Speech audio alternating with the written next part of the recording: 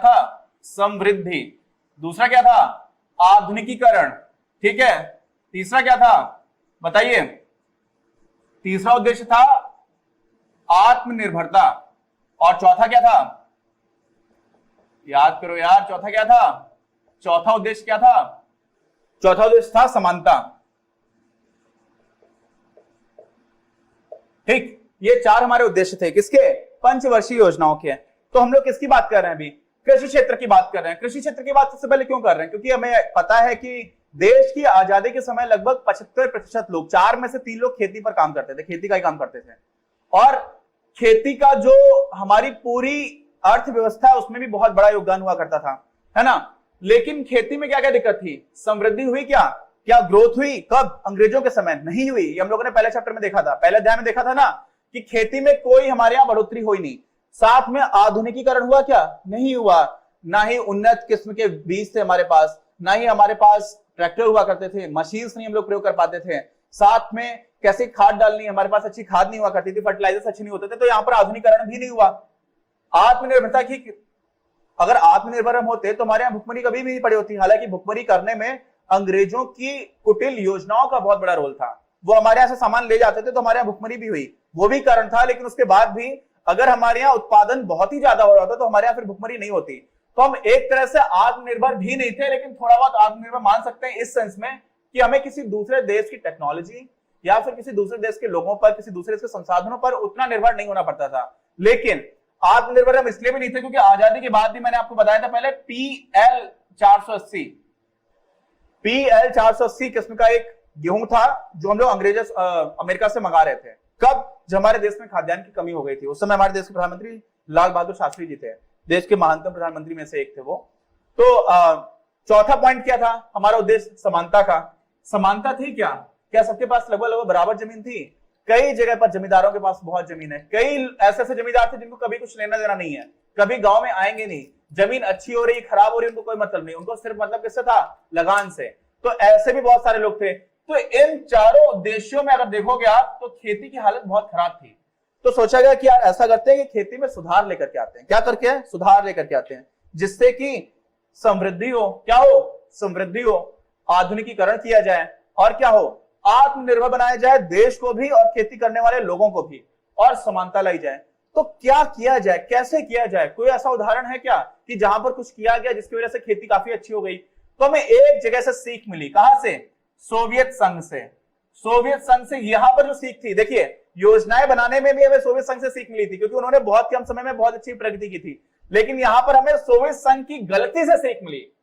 वहां पे तो उन्होंने कुछ अच्छा किया तो उससे सीख मिली, किसी की गलती से भी हम सीख सकते हैं। किसी ने कुछ किया और वो गलत हो गया तो हमें समझ में आएगा कि हाँ ऐसे नहीं करना है। इन्होंने क्या गलती की थी, ध्यान रखना, गलती इन्होंने ये की कि सोवियत संघ में प्राइवेट प्रॉपर्टी का कोई कॉन्सेप्ट नहीं होता था, किसी की खुद की निजी कोई संपत्ति है नहीं। अब जो किसान है खेती करने वाला, उसका काम क्या है, उसका काम है कि आप खेती करो, आपको कितने पैसे मिलेंगे उसके बदले में वो निर्भर ही नहीं करता कि आप कितना उत्पादन कर रहे हो। समझ रहे हो आप, आपने खेती किया, आपकी फसल तैयार हो गई, फसल तैयार होने के बाद से आपको इस बात पे पैसे नहीं मिलेंगे कि आपने फसल कितनी बनाई, आपके पास इस बात के मिलेंगे कि आप खेती कर रहे हो, आप अपना काम कर रहे हो। क्यों? क्योंकि एकदम जब कम्युनिस्ट सिस्टम होता है, कैसा कम्युनिस्ट, उसको हम लोग साम्यवाद भी बोल सकते हैं, वैसे उसका थोड़ा सा हल्का वर्जन होता है वो समाजवाद होता है। समाजवाद को ही आप और ज्यादा समाज की तरफ ले जाना स्टार्ट कर दो, और ज्यादा कठिन बना दो, जिसमें सब कुछ सिर्फ समाज का है, इंसान का अकेले का कुछ है ही नहीं, तब उसको हम लोग बोल देते हैं कम्युनिज्म। क्या बोल देते हैं? कम्युनिज्म। तो समाजवाद का ही, इसी को हम लोग हिंदी में साम्यवाद भी बोलते हैं। क्या बोलते हैं? साम्यवाद। समाजवाद तो होता है आपका सोशलिज्म। क्या होता है? सोशलिज्म। ठीक, कम्युनिज्म क्या हो गया आपका? साम्यवाद। अब हुआ क्या यार कि जब किसी की जमीन नहीं है किसानों की, तो किसानों को तो इससे फर्क ही नहीं पड़ता था कि जो फसल हो गई है हमें तो क्या करना है, उस सब फसल को एक जगह से पैक करके दूसरी जगह भेजना है। तो किसान क्या करते थे? किसान सड़े गले फल और अच्छे फल एक साथ पैक करके भेज देते थे। क्यों? क्योंकि उन्हें इस बात से फर्क ही नहीं पड़ रहा है, उन्हें तो बस ये फर्क पड़ रहा है कि आपने फसल तैयार कर ली, आप भेज दो। उन्हें इस बात से फर्क ही नहीं पड़ रहा है। अभी सारे लोग, सारे किसान जानते हैं कि आप सड़ी चीज के साथ अगर अच्छी चीज रख दोगे तो अच्छी चीज भी खराब हो जाएगी, तो पैदावार तो पूरी कम हो जाएगी, उसका कोई उपयोग नहीं हो पाएगा। लेकिन किसान ऐसा क्यों करते थे? क्योंकि किसानों के पास कोई इंसेंटिव नहीं था। क्या नहीं था? कोई प्रेरणा नहीं थी। प्रेरणा क्यों नहीं थी? क्योंकि अगर वो खराब भी भेज रहे हैं तब भी उन्हें फर्क नहीं पड़ रहा, अच्छा भी भेज रहे हैं तो भी फर्क नहीं पड़ रहा। और सही और यानी कि सड़े गले अनाज या सड़े गले फलों को अलग करने में और अच्छे फलों को अलग करने में कुछ तो मेहनत पड़ेगी, और अगर आपको उस मेहनत का कोई फायदा ही नहीं मिल रहा तो आप क्यों करोगे? आई बात समझ में? तो हमें ये समझ में आया कि यार हमारे यहाँ जो किसान हैं उनके पास जमीन तो है नहीं खुद की। बहुत सारे किसान हैं बेचारे जो किसी दूसरे की जमीन पर काम कर रहे हैं। बहुत सारे ऐसे किसान हैं जो बटाई पे काम कर रहे हैं। बटाई क्या है? काश्तकार भी बोलते हैं। मेरे पास जमीन नहीं है, मैंने आपसे बोला कि आपके पास जमीन है, मैं आपकी खेती पे काम करूंगा, सब कुछ मैं करूंगा, पूरी मेहनत मेरी होगी, आप जमीन की वजह से पैसा ले लो, बाकी मुझे थोड़ा सा काम दे दो, मुझे काम भी मिल जाएगा, मुझे खाने को भी मिल जाएगा। तो ऐसे बहुत सारे हमारे देश में किसान थे। ऐसे ही लैंड लेस लेबरर्स थे, बहुत सारे ऐसे थे जिनके पास बिल्कुल भी जमीन नहीं है, बेचारे दूसरों की खेती में काम करते थे। तो जो ऐसे लोग थे उनके लिए सोचा गया कि अगर हम इनको सीधी सीधी जमीन दे दें। क्यों दे दें? क्योंकि जमींदार हमारे देवदास तो भाई शहर में बैठ करके पारों से मोहब्बत कर रहे हैं, है ना। जो हमारे जमींदार अमरीश पुरी जैसे, अमरीश पुरी साहब जमींदार नहीं थे, उन्होंने इस तरह के बहुत सारे रोल्स प्ले किए और बहुत ही अच्छी एक्टिंग करते थे, तो उनकी एक्टिंग का मैं फैन हूं। लेकिन जिस तरह के वो रोल्स करते थे उसमें क्या होता थे, बहुत सारे ऐसे जमींदार हैं जिनको कोई लेना देना नहीं है, शहर में बैठे हुए हैं। कहां बैठे हुए हैं? शहर में। और जमीन में कोई इन्वेस्टमेंट नहीं कर रहे हैं, ना वो आपको फर्टिलाइजर्स दे रहे हैं, मतलब खाद नहीं दे रहे हैं, ना ही वो आपको अच्छे बीज दे पा रहे हैं। उनकी कमी भी थी, उतनी अच्छी टेक्नोलॉजी भी नहीं थी, लेकिन जो कुछ संभव था, सिंचाई की व्यवस्था नहीं करा रहे हैं, उन्हें तो सिर्फ लगान लेना है। और जो किसान था बेचारा, वो क्या सोचता था? वो सोचता था कि यार हमें किसान, मैं तो एक किसान हूं, मुझे उनको हमेशा इतना लगान तो देना ही पड़ता है। तो किसान ही कोशिश करता था कि हम ज्यादा से ज्यादा जितनी पैदावार कर पाए उतनी पैदावार कर लें, और क्या पता मुझे अगली बार ये जमीन मिले या ना मिले। तो उसको जमीन से कोई मोहब्बत नहीं थी। किसान को भी मजबूरी थी, क्योंकि किसान के पास कोई प्रेरणा नहीं है। हम लोगों ने क्या लिखा हुआ? स्वामित्व एवं प्रेरणा। तो स्वामित्व तो है नहीं उसका। स्वामित्व मतलब क्या होता है कि मैं इस चीज का स्वामी हूं, ये चीज मेरी है, मैं इस चीज का मालिक हूं। समझ रहे हैं ना आप? उसका मतलब होता है स्वामित्व। उसको इंग्लिश में बोलते हैं ओनरशिप, OWNERSHIP, ओनरशिप। मेरी ओनरशिप नहीं है। अगर मेरी ओनरशिप नहीं है, ये जमीन कल मेरी रहे ना रहे, इससे अच्छा है कि एक बार में इससे जितना मुनाफा निकाल लो। भले ही इसकी उर्वरक क्षमता मतलब प्रोडक्टिविटी, जो वो चीज बना सकती है, कितनी अच्छी पैदावार हो सकती है, उससे मुझे लेना देना नहीं है। तो मैं क्या करूंगा, मैं एक बार तो बहुत मेहनत कर सकता हूं, फिर अगली बार मैं किसी और की जमीन ले सकता हूं। तो एक किसान के रूप में मेरे पास कोई प्रेरणा नहीं है, कोई इंसेंटिव नहीं है, कोई इंस्पिरेशन नहीं है कि मैं इस जमीन को हमेशा के लिए अच्छा बना के रखूं। लेकिन अगर वहीं पर क्या कर दिया जाए, अगर किसान को सीधे जमीन दे दी जाए, किसान को बोला जाए कि ये जमीन तुम्हारी है, अब किसान को लगेगा यार कि अगर मैंने इसको अच्छे से, इसमें खाद नहीं डालता रहा, हमारे यहाँ गोबर की खाद भी बहुत यूज की जाती थी जो बहुत अच्छी होती थी, वो हर तरह से जमीन की उर्वरक क्षमता को धीरे धीरे करके बढ़ाती थी, अचानक से नहीं बढ़ाती थी, लेकिन कुछ खराब नहीं होने देती थी। तो किसान को अब ये समझ में आने लगेगा, अगर उसको जमीन दे दो आप, तो उसको ये क्या समझ में आएगा? उसको ये समझ में आएगा कि यार अब तो ये जमीन मेरी ही रह रही है। आज से एक साल बाद अगर मैंने अच्छे से काम नहीं किया तो सकता अगले साल अच्छी पैदावार ना हो। तो जमीन की क्वालिटी, जमीन की जो क्षमता है वो अच्छी बनी रहे, इस पर ध्यान कब दिया जा सकता है? जब आप उनको मालिक बना दो सीधे सीधे। किसको? जो लोग वास्तव में खेती कर रहे हैं। आई बात समझ में? तो ये हमें सीख कहां से मिली?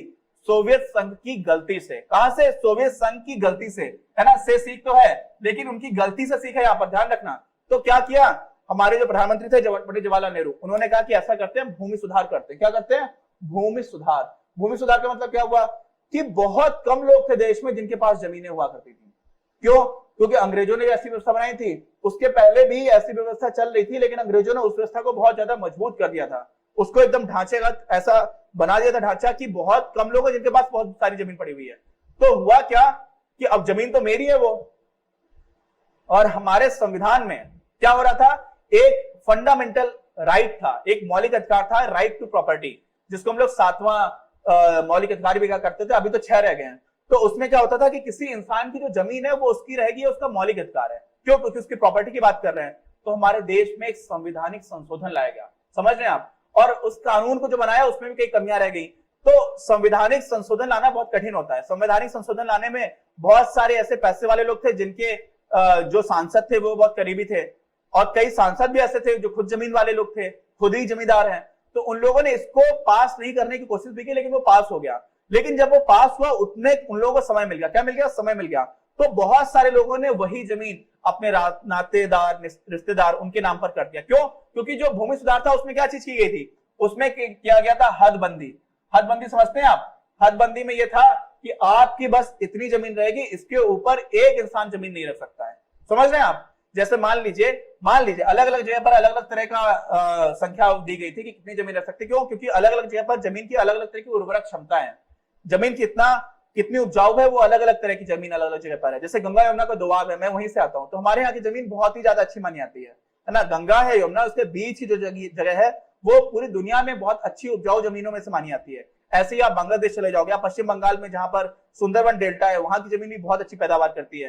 तो जो जमीन थी ना, वो लगभग मान लीजिए कि 10 एकड़, अलग अलग जगह पर अलग अलग संख्या थी, लेकिन एक जगह पर ऐसा भी था कुछ जगह पे, तो ऐसा किया गया कि कोई भी एक इंसान है वो 10 एकड़ से ज्यादा एक इंसान के नाम पर जमीन नहीं हो सकती।